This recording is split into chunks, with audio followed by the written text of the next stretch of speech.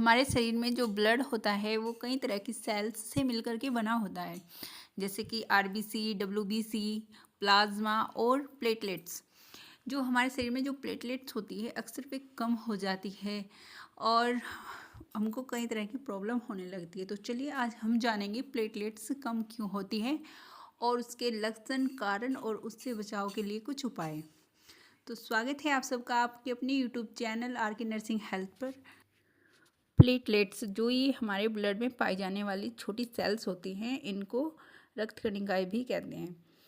जो प्लेटलेट्स होती हैं इनका जो कार्य होता है, जब हमारे शरीर में किसी हिस्से में चोट लग जाती है तो वहाँ से ब्लीडिंग होती है और जो ब्लीडिंग होती है उसको रोकने का कार्य करती हैं जो प्लेटलेट्स होती है, यानी कि ब्लड के बहने को रोकते हैं। जो इनका जो प्लेटलेट्स का एक नॉर्मल जो लेवल होता है वो 1.5 लाख से 4.5 लाख प्रति माइक्रोलीटर होना चाहिए। यदि इनका जो लेवल होता है वो 1.5 लाख से कम हो जाता है तो इसको थ्रोम्बोसाइटोपेनिया कहते हैं। चलिए इसके कुछ लक्षणों के बारे में जान लेते हैं। जब हमारे शरीर में जो प्लेटलेट्स होती है वे कम हो जाती है तो हमको कुछ सिम्टम्स नज़र आने लगते हैं, यानी कि कुछ लक्षण दिखाई देने लगते हैं।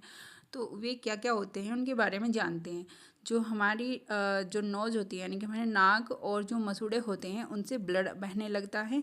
बिना किसी चोट से ही उनसे ब्लड आने लगता है, मतलब ये एक सामान्य लक्षण होता है इसका। और चोट लगने पर जो हमारा ब्लड है वो देर तक बहता रहता है, क्योंकि वो जो ब्लड है वो जमता नहीं है, मतलब उसमें क्लॉटिंग नहीं हो पाती। और थकान और कमज़ोरी महसूस होती है। प्लेटलेट्स का जब लेवल जो कम हो जाता है तो उसमें हमारे शरीर में कमज़ोरी महसूस होने लगती है। और लेडीज़ों में जो मेंसेस होते हैं वो अधिक होने लगते हैं, उनको उसमें ब्लीडिंग ज़्यादा होने लगती है। महिलाओं में भी प्लेटलेट्स की कमी ज़्यादातर हो जाती है। और हमारे शरीर पर जो लाल और जामुनी रंग के निशान बन जाते हैं और जो मलाशय होता है उसमें ब्लड आने लगता है। जब स्टूल पास करता है व्यक्ति तो उसको उसमें भी ब्लड आ सकता है, यूरिन में ब्लड आ सकता है। चलिए इसके कुछ कारणों के बारे में जान लेते हैं। इसके जो कारण होते हैं जैसे डेंगू, मलेरिया, चिकनगुनिया जैसे वायरल इन्फेक्शन होते हैं। तो ये सब बीमारियां जो होती हैं इनमें जो व्यक्ति होता है उसकी प्लेटलेट्स जो होती है उनका लेवल बहुत कम हो जाता है। ऑटो इम्यून डिसऑर्डर जो होता है इसमें जो हमारे शरीर में जो प्रतिरक्षा प्रणाली होती है, यानी कि इम्यून जो सिस्टम होता है उसमें प्लेटलेट्स पर इफ़ेक्ट डाला जाता है। और जो बोन मैरो की जो प्रॉब्लम्स होती हैं वे भी हमारे प्लेटलेट्स के निर्माण में बाधा डालती हैं। और जो मेडिसिन्स के साइड इफ़ेक्ट्स होते हैं जैसे कुछ एंटीबायोटिक्स और पेन किलर, ये प्लेटलेट्स के जो उत्पादन को प्रभावित करती है, जिससे कि उनका जो उत्पादन होता है वो थोड़ा कम हो जाता है। और न्यूट्रिशन की जो कमी होती है हमारी बॉडी में, जैसे कि विटामिन B12, फोलिक एसिड और आयरन की कमी भी प्लेटलेट्स की संख्या जो होती है उनमें कमी करती है। चलिए प्लेटलेट्स को बढ़ाने के कुछ उपायों के बारे में बातें करते हैं। तो जो प्लेटलेट्स होती हैं अगर हमारे शरीर में इनकी कमी हो जाती है तो इसको बढ़ाने के लिए हमें अपने आहार में कुछ चेंजिंग करने चाहिए। जैसे कि जो विटामिन C होती है जिन फलों में, उनका सेवन अधिक मात्रा में करना चाहिए, जैसे संतरा हो गया, नींबू और कीवी, अंगूर, अमरूद, ये सब चीज़ें।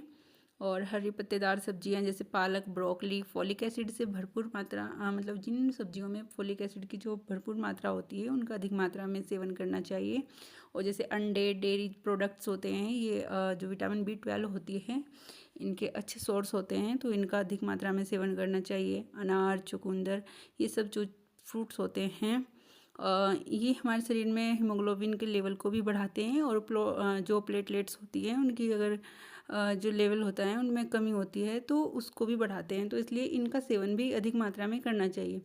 जो पपीते के पत्ते होते हैं उनका रस जो होता है वो प्लेटलेट्स को बढ़ाने के लिए अच्छा माना जाता है, तो इसके जो पत्ते होते हैं उनका जूस होता है जो उसका सेवन अधिक मात्रा में करना चाहिए।